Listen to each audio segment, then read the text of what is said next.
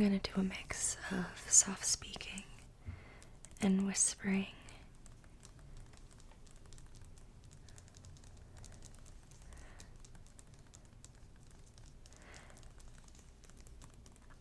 Because I feel like those are the most relaxing for me. And you also should know that I am here in my apartment alone babysitting my cat. So if you hear some meows or sounds of my little angel meowing, then just know that's my lovely little floofy cat. Around Christmas time, I went to Barnes & Noble very last minute to buy some Christmas gifts, and they had amazing sales going on. So I picked up a little Christmas gift for myself too. Even though I'm a little short on cash, I just couldn't resist this beautiful book. It was very inexpensive. I'm a huge fan of the Art Nouveau style. I had to wrangle my cat, who was being a little disruptive. But I think I was saying that I really like the Art Nouveau kind of style.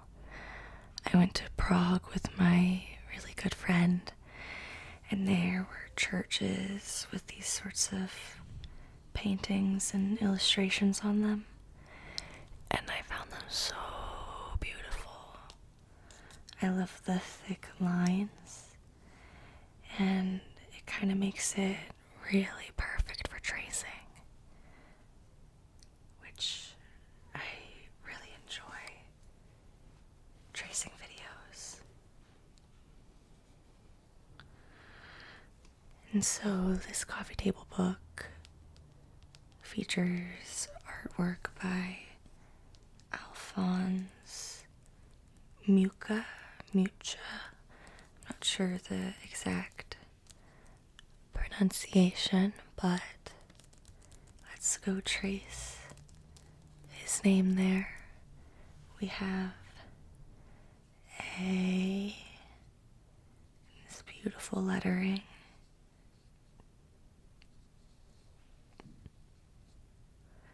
L, P,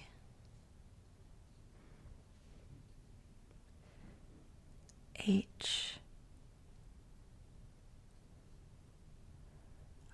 O,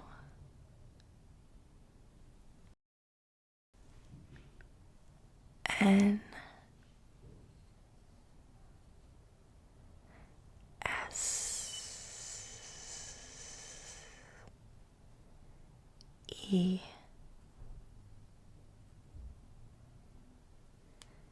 and then we have the last name, this beautiful M,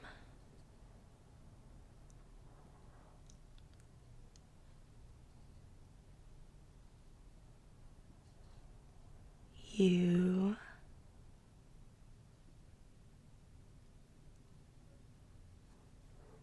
C, H,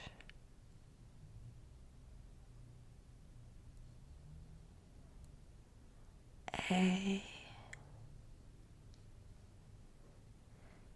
and then down here we have Masterworks, and we have a little M,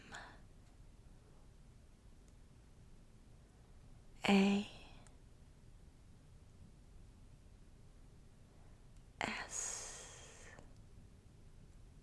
T, T, E, R,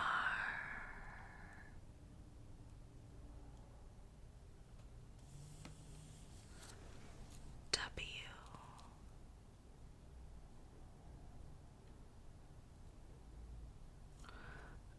O,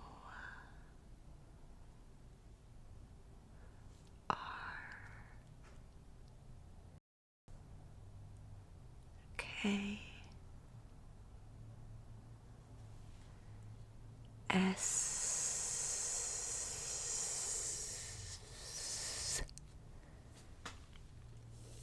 Masterworks. And it looks like this book was made by Rosalind or Miston. Rosalind. Or Miston.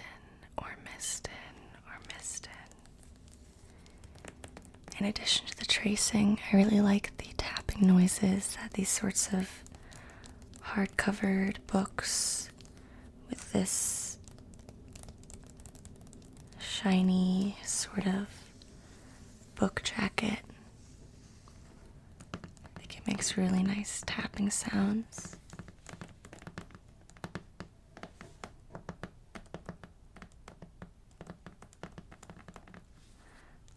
And also with the little pads of your fingers. Those sorts of delicate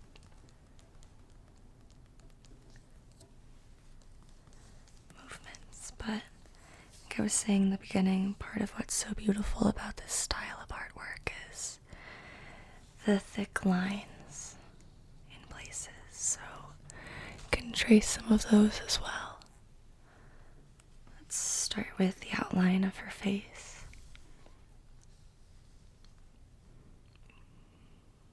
Beautiful oval.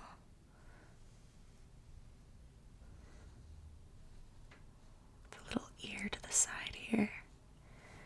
Her lips are very glamorous, beautiful red.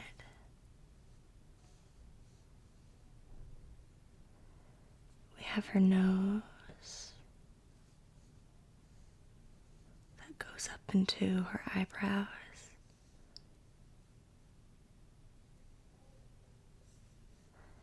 Other eyebrows a little hidden behind her hair. And she has beautiful glowing blue eyes.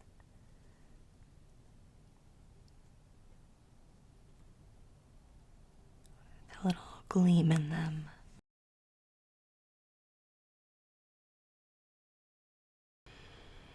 And you have her other eye, also has a nice little gleam in them. The sides of her lips are just very slightly upturned. It seems to me, at least. And she has a beautiful red hair. It's in some sort of messy updo and filled with flowers everywhere. It's gorgeous and idyllic. And then the flowers spread out all along the page. All out behind her in these repetitive patterns that are so gorgeous. And it gives way to these more geometric shapes in the background. You have a sort of halo effect around her with the concentric circles. We have this circle going behind her. And this outer circle that expands all the way out here.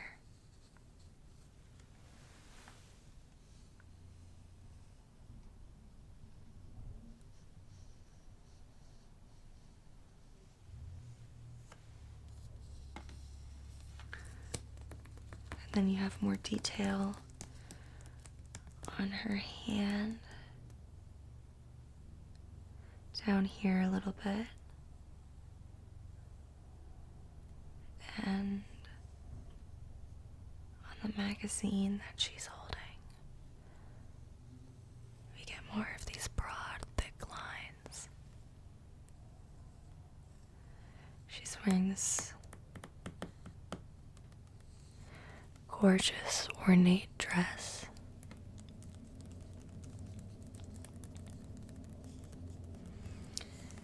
I love the layers of the sleeves right here. Seems like they're these sort of arm chain jewelry looking pieces on the side here. Makes me want to have a dress like this. I always tell my partner that if I was rich, I would just have a whole lot of impractical dresses and just dress up like characters all the time, like Greek goddesses and magical anime girls. Anyways, now how about we take a look inside the book? How about it?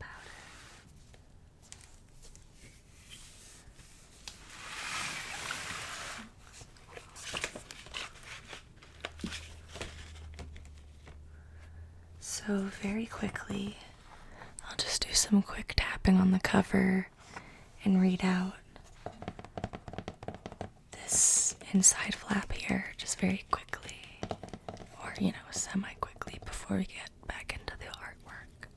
Showcasing the Art Nouveau masterpieces of one of the world's most outstanding and treasured artists, this beautifully illustrated reference book charts the life and work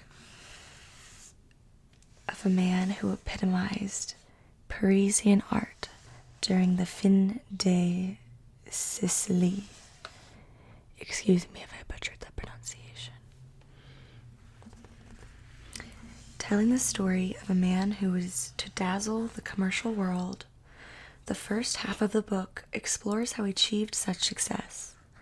From his early family life in Eventsike, right through his final days in Prague, it delves into every aspect of his career as it developed. Next, beginning with his earliest Parisian posters for the actress Sarah Bernhardt, the second half of the book focuses on MUCHA's most intense period of productivity in Paris and documents his success as an avant-garde artist. Exploring his many decorative panels and commercial posters, as well as his illustrations for books and magazines, it takes an in-depth look at his changing artistic styles of the period and reveals his sources for inspiration. The informative text goes hand in hand with stunning reproductions of MUCHA's most stirring and iconic works, from his Gismonda poster of 1894 to his The Moon and the Stars. The Moon and the Stars series of decorative panels in 1902. Featuring over 100 of his most important graphic works, Alphonse Mucha Masterworks is the perfect gateway to learning more about this versatile artist. One who is truly successful in producing both commercial pieces and quote-unquote high art. It is an ideal read for those with little knowledge of Mucha as well as those looking to learn more. And I think I would fall into maybe a little bit in between those categories. I know a little bit from my time in Prague and from looking up Art Nouveau, but because I've always admired the style, I actually have the print on the front of this book and a poster on my wall. So I know a little bit, but I don't know that much about his background. I knew that he did a mix of commercial and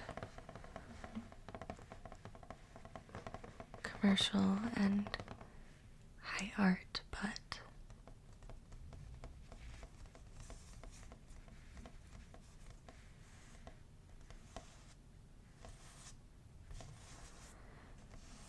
I don't know much else about his life other than that.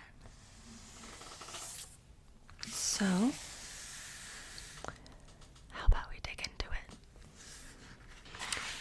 Okay, so first we have the title page, which says Alphonse Mucha Masterworks. And again, I'm really sorry if I'm butchering the name. You can correct me in the comments if you know the correct pronunciation. Or if you're an enthusiast of this sort of art style and have any fun facts or thoughts on it, I would love if you shared. Anyways, we have this little piece of this woman lying down. She's draped in this what looks like a sheet here, and you get these beautiful folds of the sheets. Reminds me of statues of Greek goddesses and gods, how they would have very intricate folds of the togas, but this is a little more stylized with the bolder lines going around her arm and shoulder here, and her hair is also stylized in this way that the sheets are. It's gorgeous. And you have this ambiguous background with lush vegetation and hanging branches and a little sun in the background.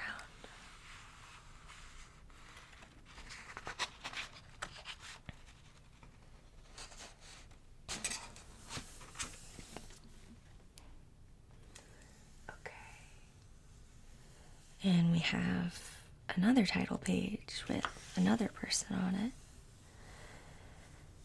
And it's just another woman lying down draped in sheets. It looks like she's in about the same environment as the woman on the last page.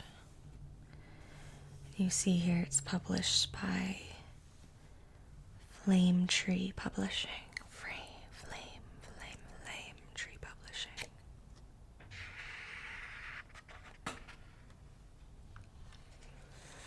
So, you can't see, but the page that's facing this is the contents page, and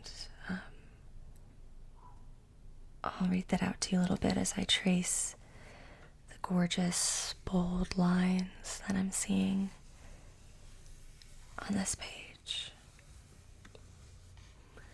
So, the introduction starts on page 6, and they go into his life and work. Then on page 88, there's a section titled Le Style MUCHAØ. On page 196, we have further reading. Acknowledgements on page 197. And then an index on 198. What you often see in the Art Nouveau style is these profiles, which I think are really well suited for the bold outlining.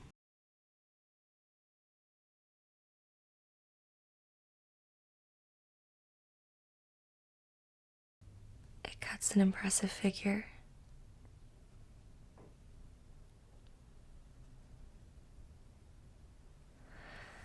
I love how prominent the nose is. You might hear my cat knocking at the door a little bit, but he's gonna make a lot of noise if he comes in here. I try to distract him with a little mouse on a string.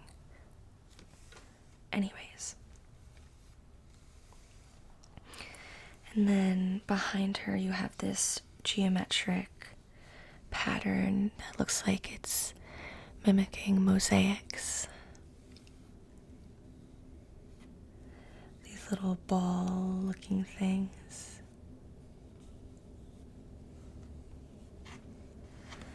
And you can see in sort of the bohemian style that was popular in Art Nouveau. She has these flowers and ribbons in her hair and what look like little gold plates. And her hair is vividly outlined and curling and intricate. And then on the outside, she's surrounded by all of these leaves.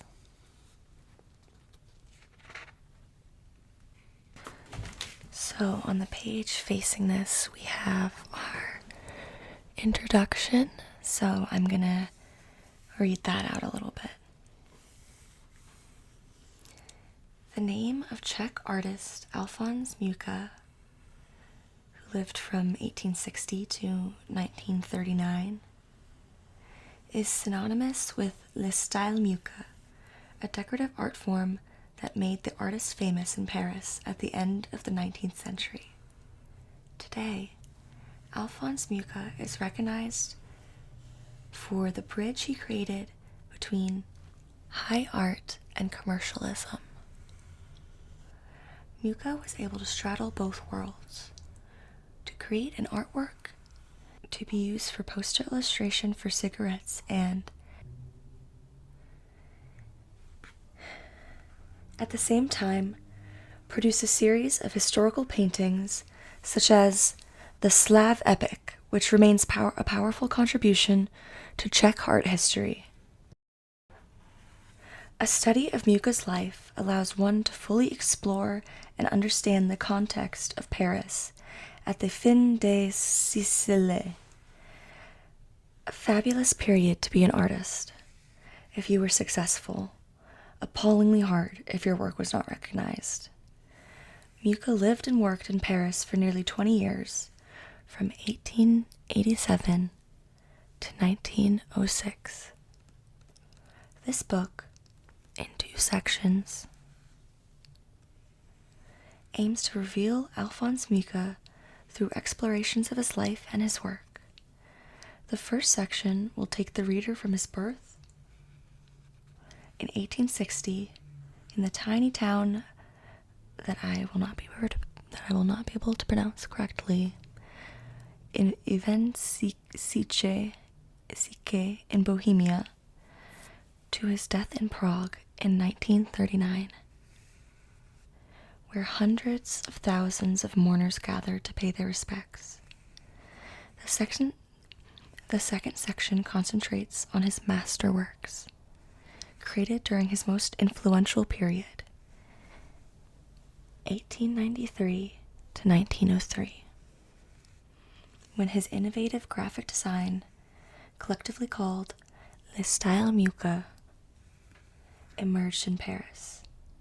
In 1887, Mucha moved to Paris to study as an artist, at first as the protege of a wealthy patron, and when financial backing ceased, as an impoverished artist living on a diet of beans and lentils, enduring cold winters and bare accommodation.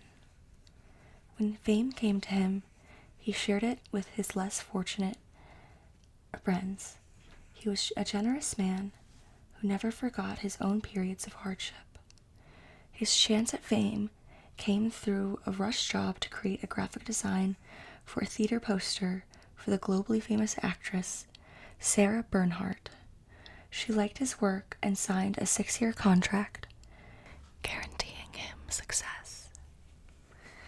It is perhaps because Mucha's success was gained through commercial illustration that he is not immediately linked to other artists of the period like Paul Cézanne, Claude Monet, or Edgar Degas. Yet Mucha, like fellow graphic illustrators Henri Toulouse-Lautrec and Jules Chéret, was creating art in the context of life in Paris. Their illustrations are a historically important document of graphic design of the era. During Mucha's time in Paris, the now revered artist Cézanne lived and worked in province. He had independent means. He could afford to paint what he wanted. MUCHAØ, without a patron, needed to find work. The growth in the publishing industry required illustrators. It was his means of survival. His peak years of 1893 to 1903 in Paris perfectly encapsulate the fin de siècle era. As a young man, MUCHAØ stated that his three major interests were the church, music, and art. He also believed in fate. In his memoirs, he refers to three life-changing events. The first happened in a church in Ústí nad Orlicí, Moravia, where he saw the work of a local artist, Johann Umlauf, a local celebrity respected for his work. MUCHAØ realized that could be him. The second was a chance meeting with Count Balassi, who eventually became his benefactor in Paris. He had taken a snap decision to get off a train at Mikulov, which led to a job working for the Count. The third was being in the right place at the right time. A rush job for a poster illustration of Sarah Bernhardt was given to him. It made him instantly famous and wealthy and placed him at the center of the Parisian art world. Others may see these occasions as a result of his perseverance to establish himself as an artist and taking every opportunity put his way. Whether luck or fate, neither would have been much use if MUCHAØ had not been a highly gifted artist. During his early years in Paris, he integrated himself into the artistic community, more so after 1890, when regular work allowed him to take a studio apartment and entertain. He followed the avant-garde interest in the mysticism and theosophy and secret societies.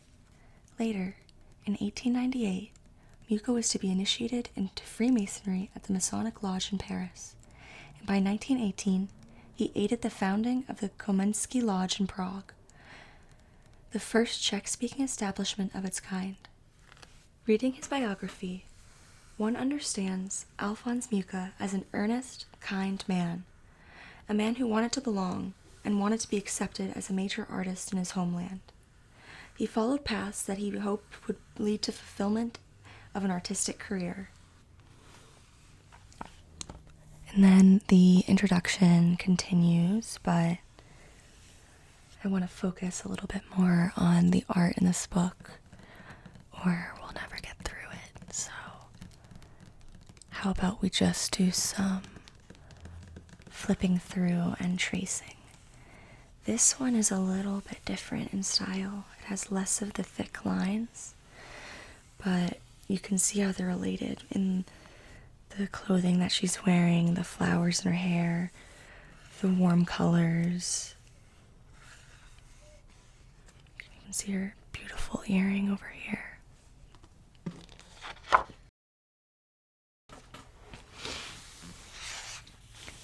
Now this page here goes on to continue the introduction, but again, I'm just going to focus on the artwork. I like these little keyhole designs, and again, the beautiful geometric shapes, the motifs of flowers and nature, the gowns that harken back to antiquity.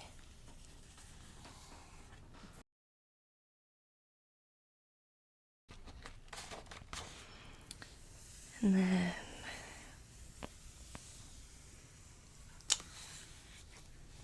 all of the sections are styled in his artwork. Gorgeous flowers.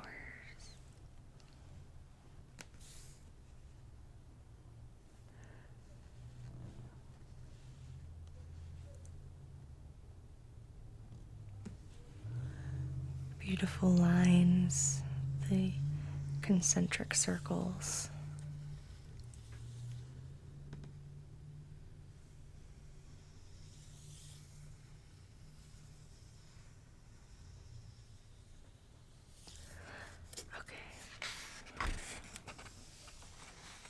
I'm going to scoot over so you can see this beautiful page.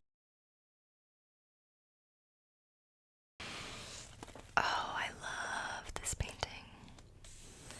Oh, it's so beautiful. Like I said, I really love the striking profile in these works. And then in this particular one, you can see the different zodiac symbols, as well as gorgeous strands of hair,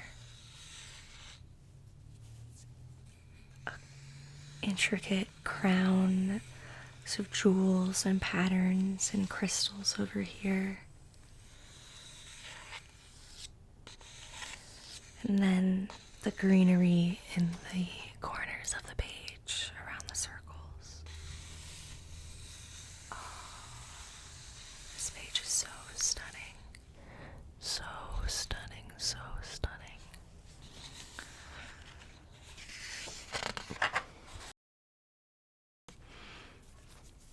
And you have these full body portraits of women draped in these gorgeous gowns that again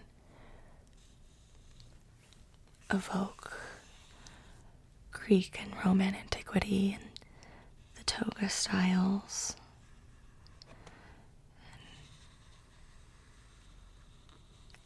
And she has a harp in this one with little birds on it. Her hair is flowing so long.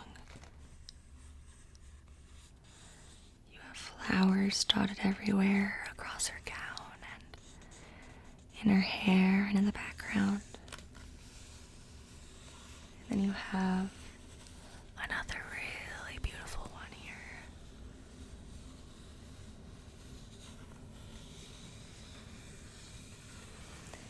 I love this girl's crown of red flowers and her expression.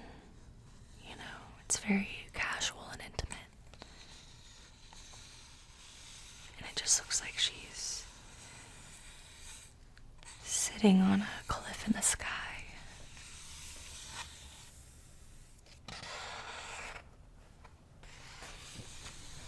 You can see here how he would do commercial work.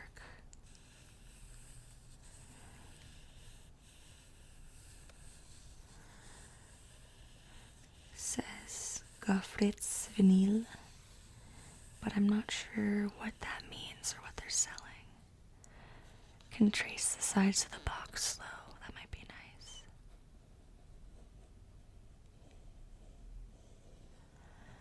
I like the three-dimensional photo they have here.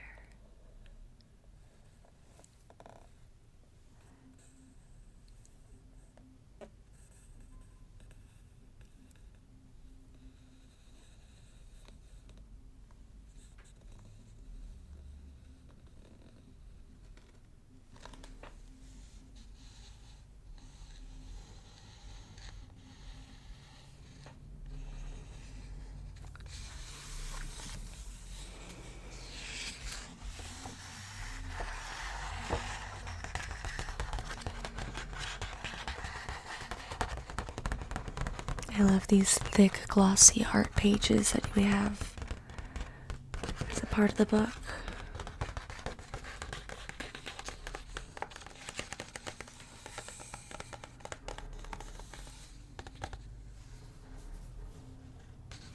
You might hear some music outside from cars passing by. The bass is shaking my apartment.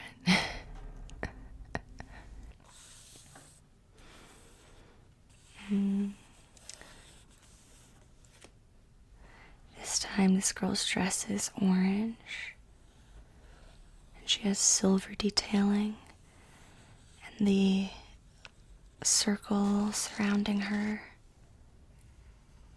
makes you think of peacock feathers. And it looks like these are little poppies.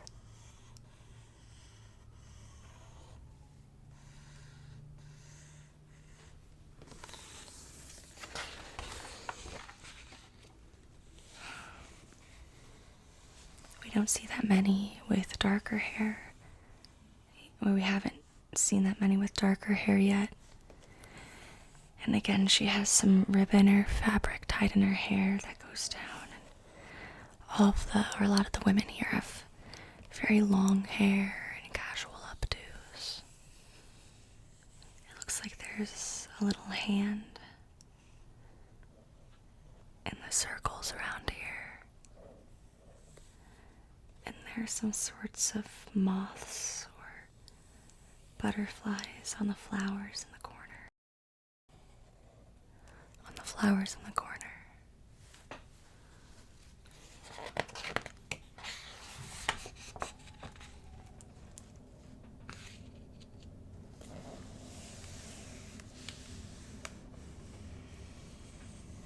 This one has a little moon, and you really get a full halo effect. I'm gonna flip through just a couple more pages because my cat is being naughty and messing with the cords of my video, so I should wrap up while I still can. If you want, we can do more looking through this book or other coffee table books I have, or art books, travel books with these nice glossy heavy pages. We can do more tracing, can trace magazines. I love when everything looks like it's drenched in gold. It's really beautiful. You have more of these thick lines just around the figure. Just around the figure. On the opposite page, there's a big sun in the background.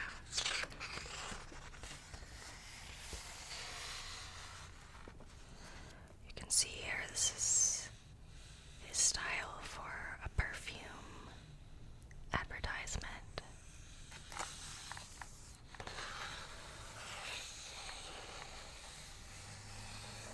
The hair here is really cool.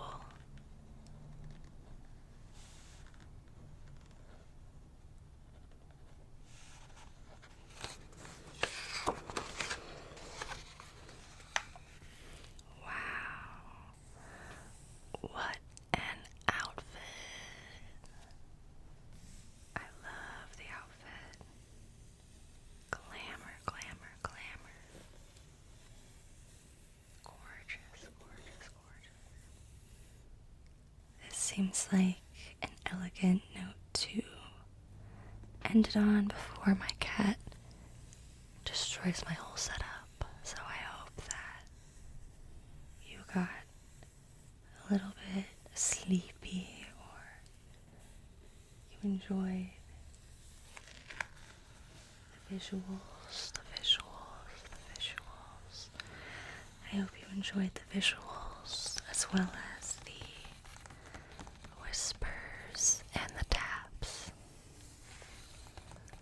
I'm hoping to post many, many more videos, so please, I would appreciate it if you liked or subscribed, or really I like comments. I would love a comment at some point. Talk to me about art, talk to me about ASMR, talk to me about how your day's going.